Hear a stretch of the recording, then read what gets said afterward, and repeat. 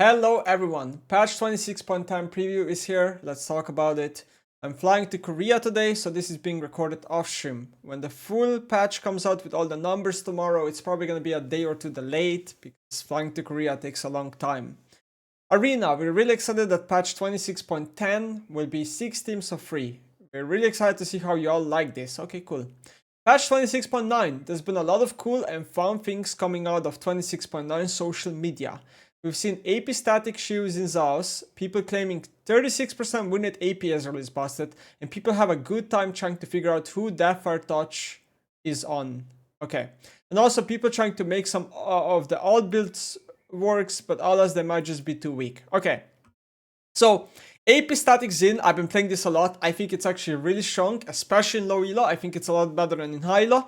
I think people will probably start playing this in solo lane a lot more. I've been optimizing the build, the runes, the max order. There's definitely a lot to optimize on this champion. I actually think this is quite strong strategy. I actually expect this to be nerfed sometime in the future.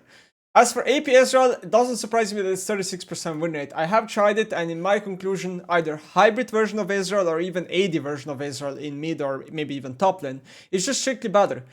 So you either, I think your first item needs to be Trinity Force and into Mana Moon, and then you can go AP. And even that, I think, is weaker than going just the normal Endless Hunger, Serelda, Grudge, and whatever else. So yeah, APSR just seems to be dog shit. Now, 36% win rate is really low. Have to remind yourself that AP Aurelia was about 30% win rate. So yeah. Deathfire Touch, this is very interesting. So Deathfire Touch obviously came out and it was really strong, and then they micro patched it and nerfed it, and it looks like they're going to have to nerf it slightly more this patch, although not a lot. Deathfire Touch currently, from what I've seen, just seems to outperform Ahri and Comet on vast majority of champions, so it is still the best keystone on a lot of champions. So, system changes, probably the biggest chatter on the patch are Deathfire and the Omnivan boots. I'm gonna call them that because I can't pronounce this word. Now, Riot is somehow not including Voltaic Cyclosword, which I have a big problem, which we're going to talk about. Deathfire is looking a little bit too strong, especially in the laning case, but the audience it's landed on have has been great in giving some of these champs a keystone they're actually happy with. After the micropatch nerf, the power level is in much more reasonable spot, so a small adjustment. The Omnivan boots have picked up a nice new user base, especially fighters and AD assassins who might not have another offensive boot option outside of Lucidity. We think the boots are too strong both in non-mid roles and in mid with the boot upgrade. Yeah, so this, no surprise there, it stacks up way too easily in solo queue, in chaos environment, it gives you ridiculous amounts of Omnivan, they're way too cheap. These boots are, pretty much everyone knew they're going to be insanely OP, even statistically they are OP on vast majority of champions. So far, Storm Raiders has landed a bit weak, so we're giving it a bit of a tap up. So Storm Raiders Surge, my prediction kinda came true.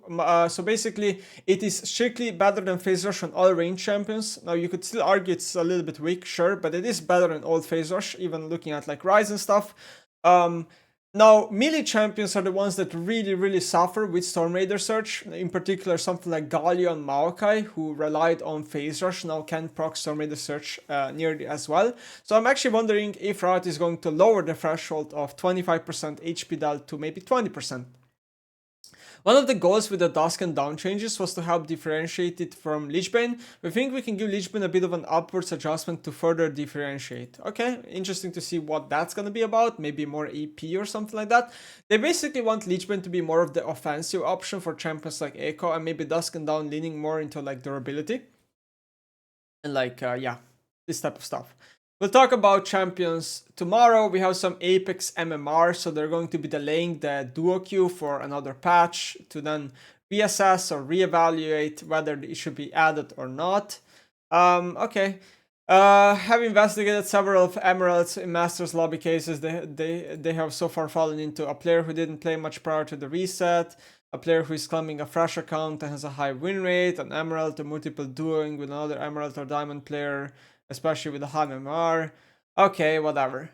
So let's talk about the champions that we see here on the patch. I have a lot of problems here to talk about. So first of all, Ambassa.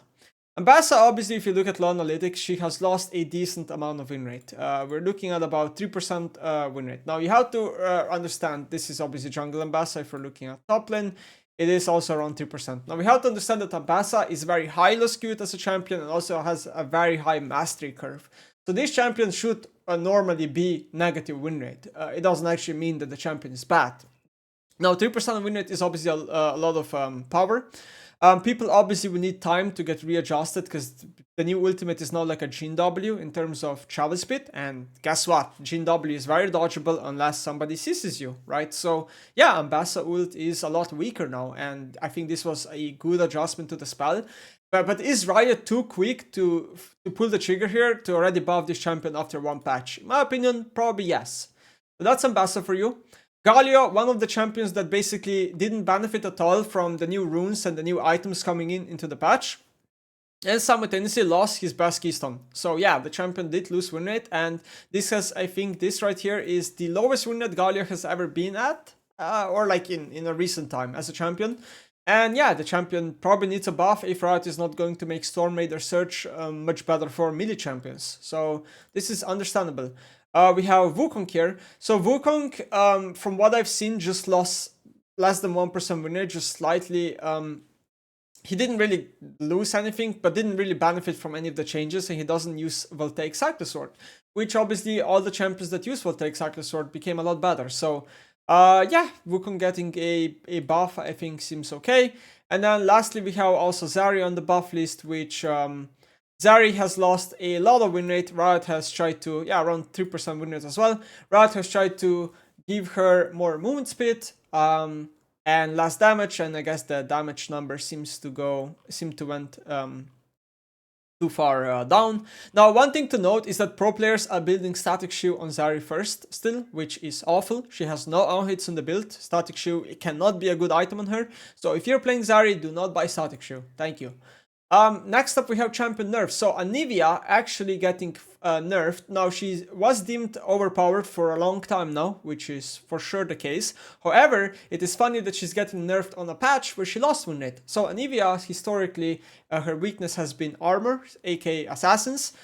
She has very bad armor growth because Riot has nerfed it, so she's weak to physical damage. And because assassins have become a lot better this patch, we're gonna see this in Zed and Fury in particularly.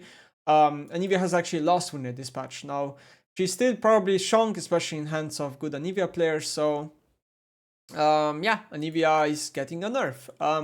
Next up, we have Ashe, who didn't really indirectly get any changes this patch, but she gained a very small amount of win rate, so Riot thinks Ashe is too strong. Okay, next up, we have Naafiri. Naafiri is very strong in jungle, very strong in mid lane. She's breaking very high win rates here. In mid lane department this patch, obviously the reason for this is Omnivamp boots being added to the game, and obviously will take Cyclosword, which is completely overpowered item. So that's Naafiri for you. And then we have Shyvana. So interesting note about Shyvana is she is the highest win rate champion in the game at all ranks. At all ranks, she has the highest win rate if you account all ranks. But if you even go to something like bronze, she's now crossing around 54% win rate, where last patch I believe she was around 50. Yeah, she was also pushing 54. So the champion obviously got buffed with all the changes that happened this patch. I've also looked at the data. Seems like Trinity Force first might have some merit, although most people are still building Kraken Slayer and Dusk and Down. But yeah, Shyvana players were apparently crying that the champ is going to be unplayable and how Riot is gutting Shyvana, where obviously she got buffed. And yeah, now they have to nerf her, and I've seen already some comments about why they're nerfing a useless champion, when in reality she has the highest win rate in the game if you account all ranks. So Zed gained a lot of win rate also, another big winner of Voltaic Cyclosword and the Omnivamp boots happening in this patch. And then also Endless Hunger got buffed, which he also can buy, and melee champions got buffed with that. So yeah, Zed, as you can see, he gained around 1.5% win rate, and this is obviously very, very, very big win rate for Zed. He should be nerfed. Now, the thing about Zed and Naafiri and all these champions is that Riot is doing the classic mistake where they're not nerfing Voltaic Cyclosword, but they're nerfing the champion stat. And my prediction is that they're gonna nerf Zed, and then the next patch they're gonna nerf Voltaic Cyclosword, and then the champ's gonna maybe be worse than it was. So if you're a Zed player, I feel your frustration. They should really just nerf the items that make these champions be over the line right now. So we have Sin and Quinn changes. Some of these are on PB already. So Sin is getting 10 less shield per rank, and W cooldown will now be 7 seconds. W will no longer refund half its cooldown when targeting a champion, aka if you W yourself. So it is a 1 second nerf, I guess, if you're constantly spamming it. And then the E-AD ratio is going down. So why is Riot competitively nerfing this and this on Lee Sin is because I think Riot is predicting that this W change is going to be a massive buff to Lee Sin in lane, right? Because Lee Sin in lane is going to be able to jump to minions a lot more often, like Lee Sin support, Lee Sin top lane, and Lee Sin mid lane, I guess. So they think this is going to be a massive buff to the champion, and also ward hopping, I think. This also is a buff to ward hopping, because then if you jump to a ward, your cooldown doesn't get reduced anymore by... I mean, it doesn't go to 12 seconds anymore, right? So they're competitively nerfing some of its things, but I think this is a good thing long term for the champion. As for Quinn, a lot of debate happening here on social media. Riot is buffing Quinn jungle. Does Quinn really have a place to stay in jungle? In my opinion, fuck no. Quinn basically would essentially remove her weakness by being in jungle, by skipping over her first few levels where she is most vulnerable as a champion. She will scale to level 6, kinda akin to Kayle, and then when Quinn gets level 6 in jungle and starts ganking people, I mean, what is the counterplay? It's literally just Nunu Snowball levels of speed, which means that a lot of wards won't even help you against Quinn. She can even lane gank people because of how fast she is, so yeah. And her ganks have obviously no counterplay. She walks up to you, she E's you, and then the gank is successful already, whether it's just a chunk or a kill. So obviously, this doesn't make any sense. Quinn should never be a jungler. Now, are these numbers enough to make Quinn a jungler? I'm going to suspect no. I think this is mostly just a Quinn top lane buff, so Quinn can maybe do a jungle camp from here to then. But if Riot keeps going into this direction and keeps giving Quinn jungle a power, we're gonna have a real big problem. I don't know why Riot doesn't learn from the mistake of Jayce jungle and Kiana jungle, and how like this lethality champions, especially from top lane that don't really have a lot of gameplay in jungle, are not healthy. So there's that. So Leechbane and Storm Raider Search, I guess we're gonna have to see. Judging by the fact that Galio is getting buffed, I'm going to assume that Storm Raider Search is not going to have a melee skewed buff. So yeah, maybe it's gonna be more Moonspit, I guess. Maybe less cooldown, not sure. And then Deathfire Touch is going to get slightly more nerfed, because right now, basically, it's just better than Aery in every single case, on vast majority of champions, right? So what's the point of Aery? And then, yeah, the Omniman Boots are also getting nerfed, okay. I think the Omniman Boots are slowly, I'm going to assume they're going to become actually not that good over time, and the smart people are going to swap back to Plated Steel Caps, which are the best boots in the game, and Mercs and Lucidity. Right, and then lastly, I want to say that there's a couple of things missing in this patch. So first of all is Voltaic Cycle Sword, which I already mentioned. This item is way too overtuned. You can read the stat line. The passive, the 4-second lethality, is constantly up on every champion. It is insanely OP. I have no idea why this is not getting nerfed. It's mind blowing to me. And then the second one is Smolder. For those that haven't seen, Smolder has gained a lot of win rate this patch. This is simply because he now has a better keystone, which is Deathfire Touch. And yeah, Riot is nerfing Deathfire Touch, but I don't think it's going to be enough to nerf Smolder to his balanced state. That's the first thing. And then the second part is Deathfire Touch has an interaction where Smolder buys Cleaver, he Qs somebody, and then Deathfire Touch sticks, and it stacks up Cleaver fully. And then on top of that, it also gives you permanent 20 movement speed. So he has a very OP interaction with Black Cleaver. So I'm really surprised this is also not getting nerfed. So those are, I would say those two things are completely missing in the patch. But overall, besides that, yeah, it's looking like a good patch. And I think as Deathfire Touch, as the Omnivan Boots and Cycler Sword get nerfed, I think the game will slowly go back to its state pre-dispatch, is kind of my assumption.